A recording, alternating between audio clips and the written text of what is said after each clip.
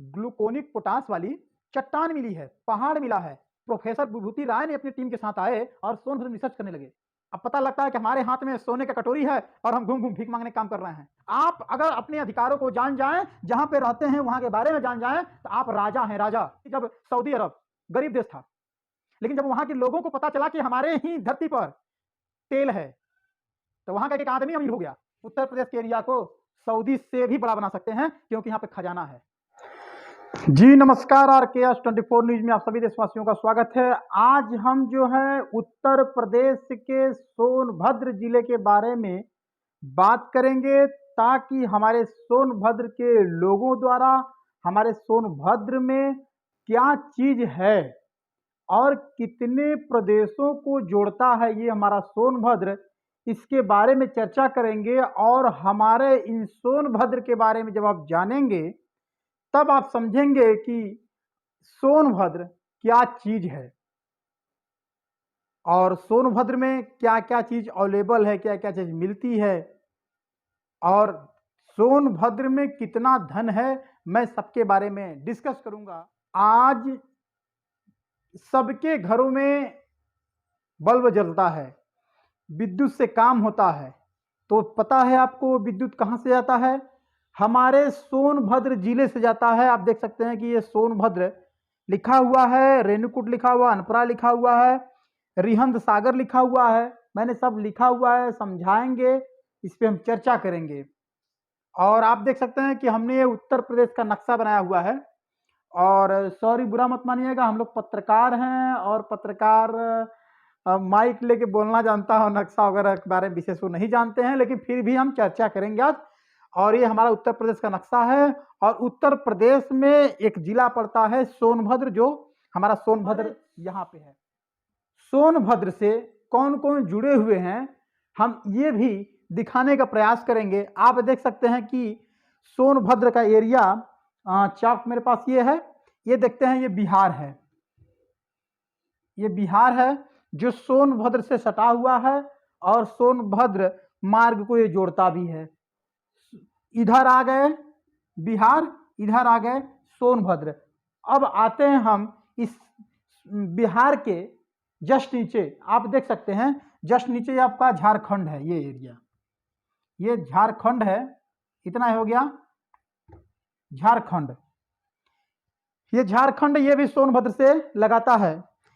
एक चीज बता दें आपको, जब बिहार में दारू बंद होता है तो लोग बॉर्डरवा वाले करते क्या है, देख सकते हैं बॉर्डर बिहार का, ये है हमारा सोनभद्र।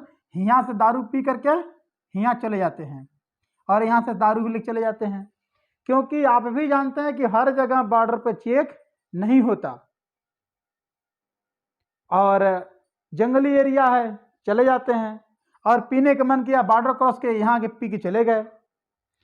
झारखंड वाले भी यहाँ के आते जाते रहते हैं, खाए पिए ऐश करे चले जाते हैं। छत्तीसगढ़ जोड़ता है, यानी जोड़ा जाए तो देखिए बिहार जुड़ गया एक, ठीक। ये मैं जीके की बात बता रहा हूँ, जनरल नॉलेज की बात बता रहा हूँ, जो कभी भी परीक्षा में भी पूछ सकता है। ऐसा कोई जिला बताइए जो 4 राज्यों को जोड़ता हो, ठीक है। एक हो गया, देखिए झारखंड 2 हो गया, छत्तीसगढ़ 3 हो गया, मध्य प्रदेश, यहां देखिए ये भी जोड़ रहा है, मध्य प्रदेश 4 हो गया। ये हमारा सोनभद्र जोड़ता है। अब मुख्य बातें जो हम करने वाले हैं कि अपने सोनभद्र की हम विशेषता बताएंगे आपको, कि सोनभद्र में क्या विशेषताएं हैं। हमारा सोनभद्र सोने की चिड़िया कही जाती है, तो क्यों कही जाती है? हालांकि भारत को सोने की चिड़िया बोला जाता है, लेकिन हमारे सोनभद्र को भी सोने का चिड़िया बोला जाता है। हमारे सोनभद्र को सोना के नाम से सोनभद्र बोला गया, सोन नदी के नाम से सोनभद्र बोला गया। यानी तमाम ऐसे उदाहरण मैं दे सकता हूं जिनके मैचिंग से आप मैच कराएंगे तो पता कर सकते हैं कि सोनभद्र का नाम सोनभद्र क्यों पड़ा। अब यहां पर जो जनजातियां निवास करती हैं हमारे सोनभद्र में, एक चीज आप ध्यान देते होंगे कि अगर गुजरात में, महाराष्ट्र में, अन्य इंडस्ट्रियल एरिया जो है जहां लोग काम करते हैं, तो मजदूर कहाँ के जाते हैं? बिहार के जाते हैं। मजदूर कहाँ के जाते हैं काम करने के लिए? झारखंड के जाते हैं। मजदूर कहाँ से जाते हैं ढेर? छत्तीसगढ़ से जाते हैं। और कहाँ जाते हैं? मध्य प्रदेश जाते हैं।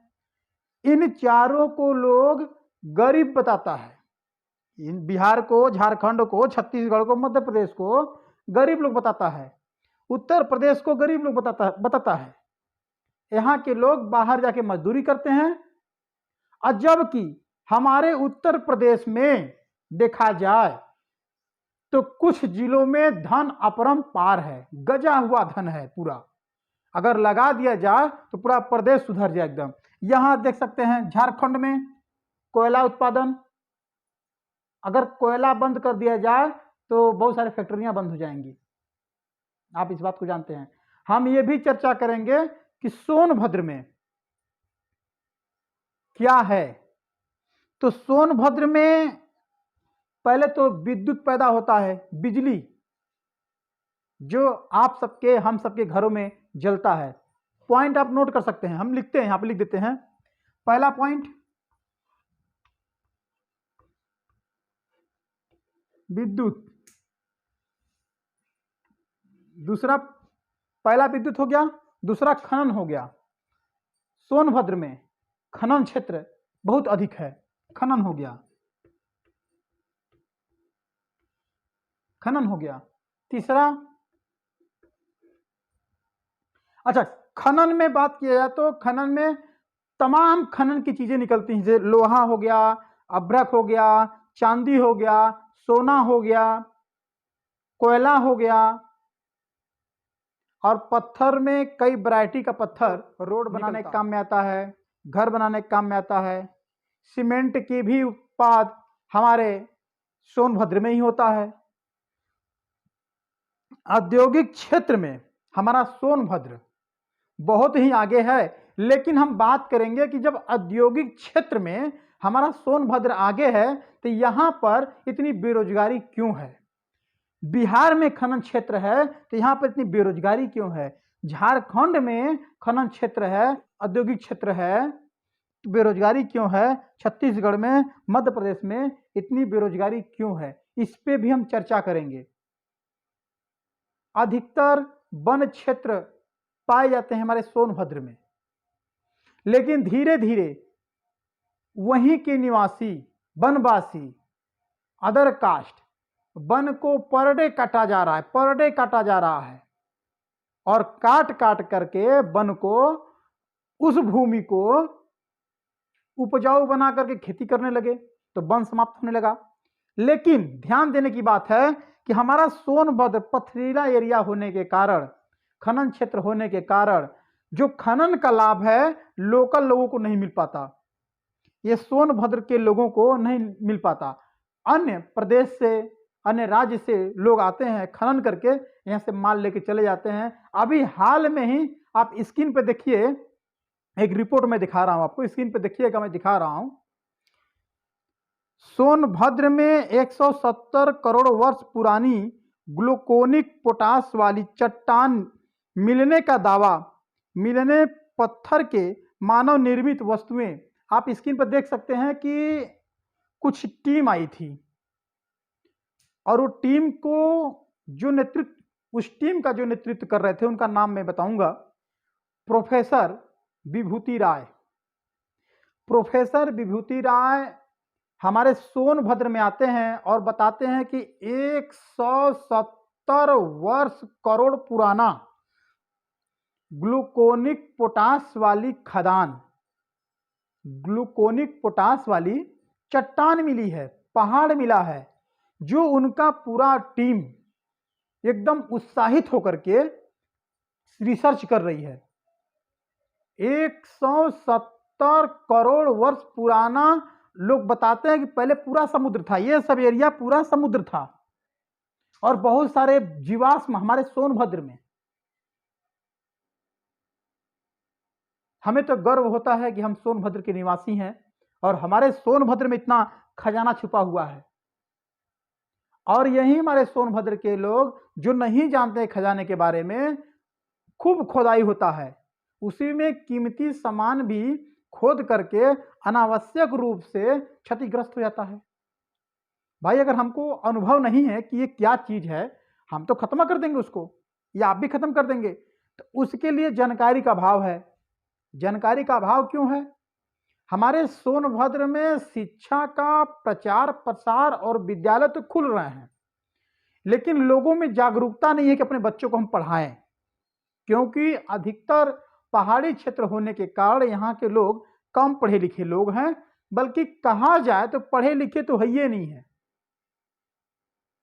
उनसे अगर चर्चा किया जाए कि हर क्षेत्र में हर गांव में सरकारी विद्यालय खुला हुआ है, अपने बच्चों को आप पढ़ाइए, तो उनका सिर्फ एक ही जवाब होता है कि हम अपने लड़का के पढ़ा क्या करब, काम करे 2 पैसा कमाई। ये मानसिकता लोगों की है।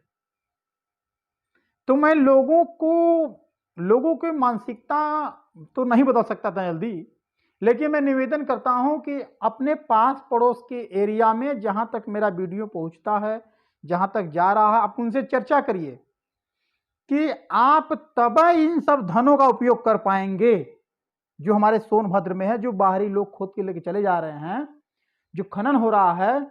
जानकारी का अभाव है। अभी जो टीम ने, प्रोफेसर विभूति राय ने अपनी टीम के साथ आए और सोनभद्र में रिसर्च करने लगे ग्लूकोनिक पोटास के चट्टान के बारे में, किसमें ग्लूकोनिक चट्टान है, वो भी हमारे सोनभद्र के इन्हीं एरिया में है, कहीं और नहीं है, इसी एरिया में है। सोनभद्र के मारकुंडी में सलखन पड़ता है, मारकुंडी का सलखन पड़ता है, वहां भी जीवाश्म पाए गए हैं, वहां भी रिसर्च चल रहा है। तो जरूरत है कि आप शिक्षा से जुड़िए, अपने अधिकारों को जानिए, आप जहां रह रहे हैं वहां की मिट्टी के बारे में जानिए, वहां के क्षेत्र के बारे में जानिए कि आप कहां पे हैं। अब पता लगता है कि हमारे हाथ में सोने का कटोरी है और हम घूम घूम भीख मांगने का काम कर रहे हैं। तो अब बकलोल गिरी हमेशा दिखाई तो ना ठीक लगी ना। अब सोने की कटोरी हाथ में लेकर हम भीख मांग रहे हैं, तब पता चलता है कि सोने का कटोरी है, तो पता लगता है कि सोनवा कटोरिया दूसरा कोई ले करके गीलट थमा के रख दिया है, पीतल थमा के चला गया है। तो सोना है, इसको जानने के लिए हमें पढ़ाई करनी होगी। हम सोने पर सोते हैं, सोनभद्र के धरती पर सो रहे हैं, यानी हम सोने पर सो रहे हैं। तो इस सोने को परखने के लिए, इन पदार्थों को परखने के लिए हमारे सोनभद्र में क्या नहीं है, बहुत कुछ है। बॉक्साइड है, चूना है, पत्थर है, ग्लूकोनिक पोटास वाली चट्टान है, खनिज है, क्या नहीं है सोनभद्र में। आप अगर अपने अधिकारों को जान जाएं, जहां पे रहते हैं वहां के बारे में जान जाएं, तो आप राजा हैं, राजा।